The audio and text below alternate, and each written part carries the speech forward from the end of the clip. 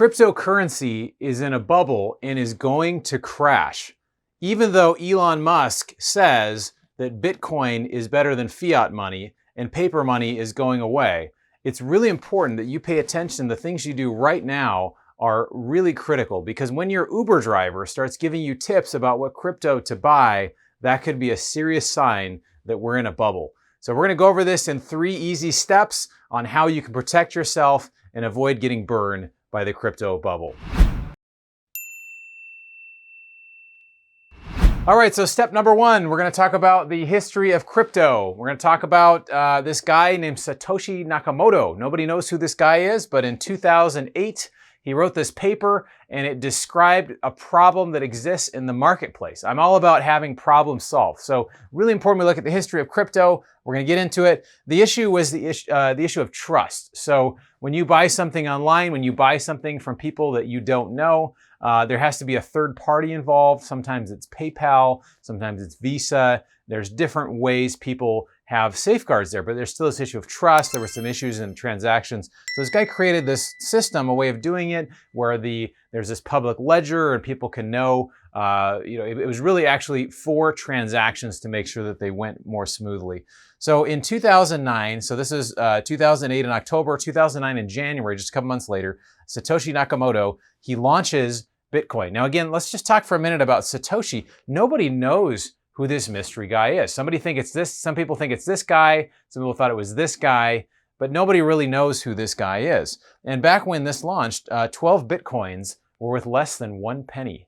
Can you imagine doing that trade? That would be quite an amazing trade. You talk about ROI, that would be unbelievable. Just millions, and I don't know what the math is on there, it's insane. But anyway, so I will say this about Bitcoin and crypto in general. There are some real positives about crypto, and I'm going to just touch base on them. This is inflation, so there's some inflation hedge. As you can see, I do this to remind myself as well, because I might forget what I'm going to say, but this is your money that has wings and it's flying off. So if you want to take a look at some of my 8-year-old, when I was 8 years old creating art, you can just see right here, because I haven't progressed much since then. But that's, some inflation hedge. There's also the transfer of money. If you want to transfer money internationally and you want to do it in a private way, this is a way you can do it. So if you are a drug dealer, Bitcoin and cryptocurrency is the best thing that's ever happened to you, because it gives you that flexibility. So if you are a drug dealer, put something in the comments, but wait, you may actually lose some of your privacy by doing that. So maybe don't. So let's talk real quick about, the big question that everyone is asking: is crypto in a bubble? Is it something that is going to pop? And to understand that, we have to really go back and understand what a bubble really is. So I want to take you all the way back right now to 1636, 1637. There's something called the tulip mania. So, and it is just what it sounds like. People were literally buying tulips and they were paying outrageous amounts for it. You can see on this chart, people started out, there was a normal kind of price. All of a sudden it went up, 100, 200, many hundreds, of times higher than it was, to where people were paying a whole year's wages for a rare tulip bulb. Can you imagine that? Today the average wage in the US is over $80,000. Can you imagine paying $80,000 for one tulip bulb? Well, that's what's called a bubble. And so what happened is it came down after the fact. It came down later. Now we see some similarities with Bitcoin, with crypto. You can see this chart here shows very similar to the crypto craze, at least up to 2017 for Bitcoin. And then also we see just a lot of volatility. You see the chart here, there's lots of volatility, things going up, things going down. And so there's a lot going on there. Not only that, we also have many other cryptos, right? I love showing these off. We've got Bitcoin. You can see that. It's kind of hard to see. We got a Bitcoin. We got a Dogecoin with a dog on the front. That's fun too. I don't know if that shows up, but if you want to see a really funny video about Dogecoin or Dogcoin, however they say it, just check out this video up here. It's really fun and entertaining. I think you'll enjoy it. So we've got many, many cryptos. You can see on the chart, there's so many things. They kind of follow a general path of each other, but which one is the right one, we really don't know, right? Just, buy something, buy them all, buy what you want. If you're interested in checking out crypto compared to other investments, check out this video up here, which talks about comparing crypto to other investments. We had a panel talking about this, and it was just an awesome discussion comparing it to real estate and other sorts of assets. So take a look at that. And then if you've, please like and subscribe to this video. It really helps us out if you just put a little thumbs up on there, and it helps other people to find it as well. Okay, so this is step number 2, why I don't buy crypto and why you shouldn't either. So Warren Buffett had this saying. He said, rule number 1 is don't lose money. And rule number 2 is don't forget about rule number 1. So you want to try to avoid any sort of loss when you invest. So really it's important that you understand what the risks are of whatever you put your money in, whether you're speculating or you're investing. And those are 2 separate things. We're going to talk about that in the next step.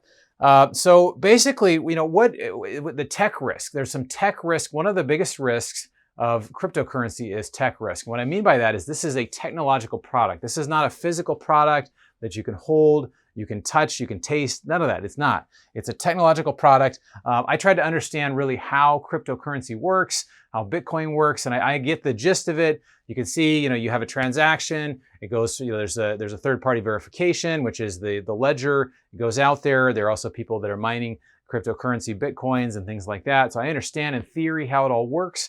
But I started actually trying to understand, like, how does this really work? Like, how do what's the algorithm look like? And I got this book, and it was 350 pages, and it was this code speak of just how this actually works in programmer language. And to me, it felt like looking into the Matrix. Like I was looking into the Matrix thinking, it was just zeros and ones. I couldn't understand it. And so these technological products, sometimes they're so complex that very few people really understand actually how they work. And what I say with that is that we live in a very technological world. My credit card information gets stolen about once a year, maybe every other year. And I shred my trash, I do other things, but somehow these digital thieves find my information. So who's to say that with this cryptocurrency that there aren't certain ways in or back doors or ways that this technology can be stolen or your information can be stolen? So that's a big risk. Another one is Satoshi Nakamoto. Well, who is this guy? We don't even know who this guy is, right? And in some ways, I think, I'm not a big fan of fiat, right? A big fan of having,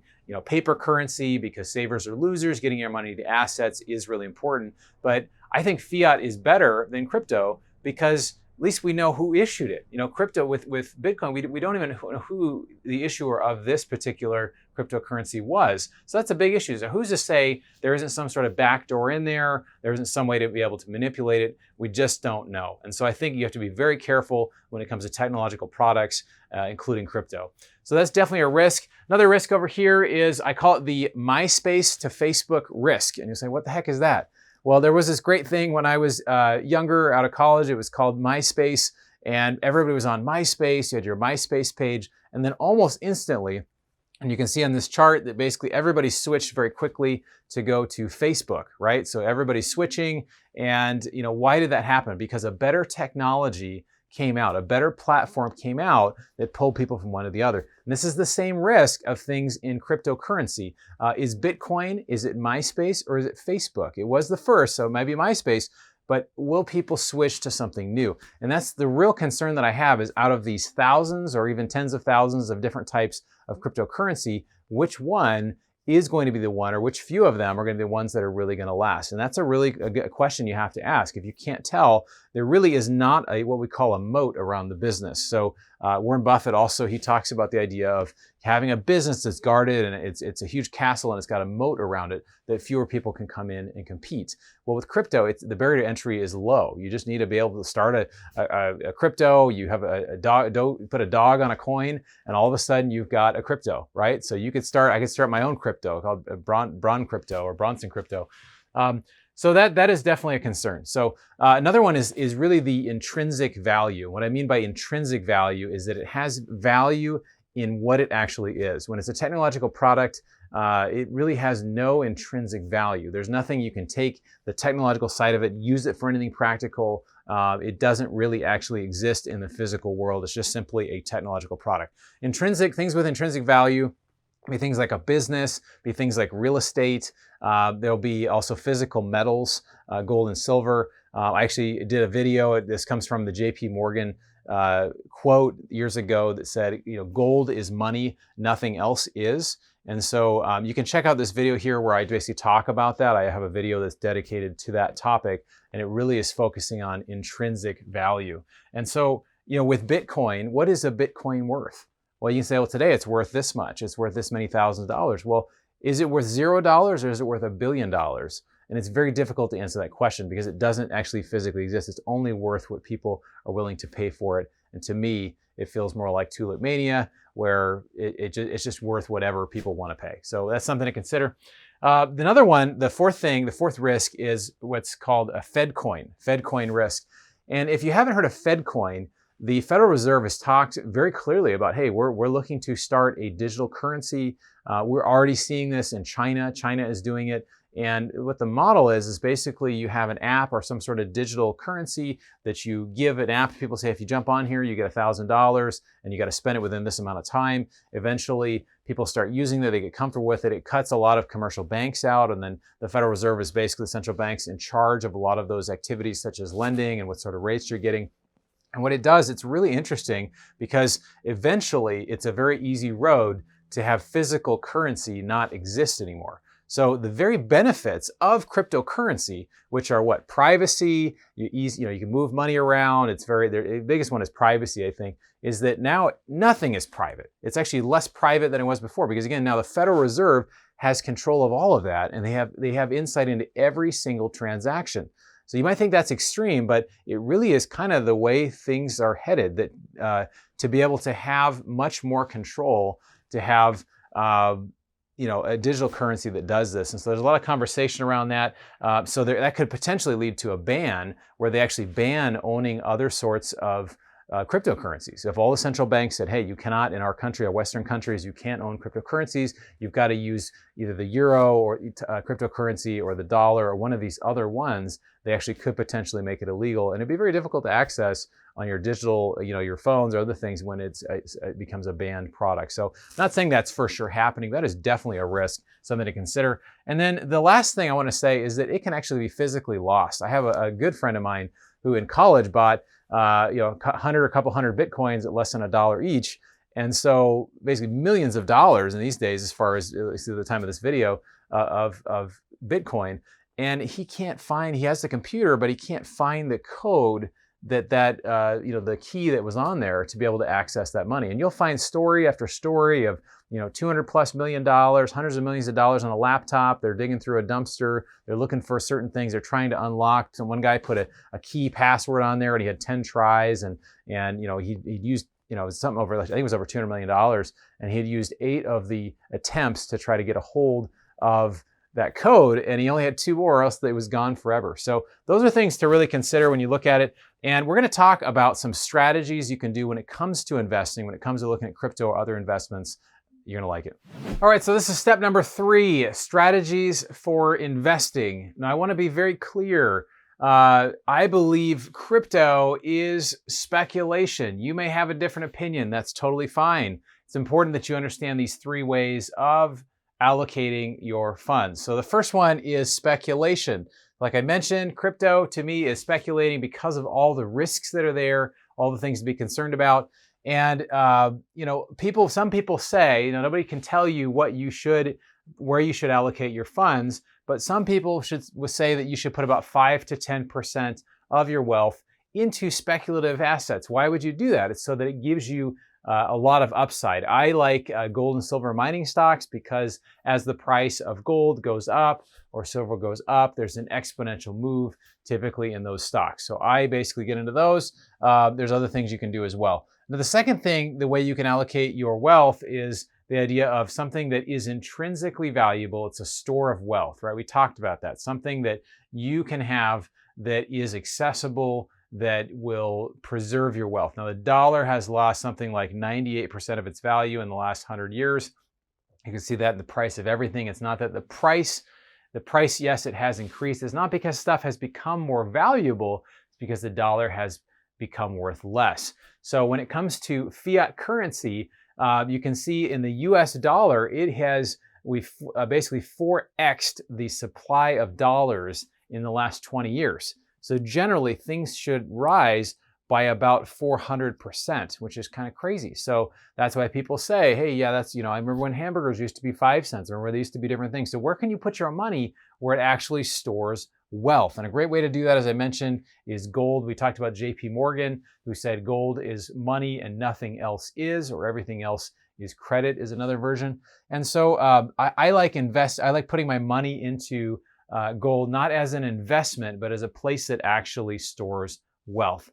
And if you're interested to hear more about that, you can check this video up here. It says Your Money Won't Save You, and just talking about that idea of storing wealth outside of the dollar. So another thing you can do is, if you do buy gold, you can have it placed in a third-party depository. There's a number of these around the US. You can basically put your money in there. They will be kind enough to loan you money based on how much you have in there. So typically it's 75%. So if you put in 100K, they will loan you 75K at a decent rate. That's a way you can also access this if you need to access it in the meantime. The third way is really the most important one, and just the most important that you understand the idea of what an investment really is. An investment is something that pays you to, cash to own it.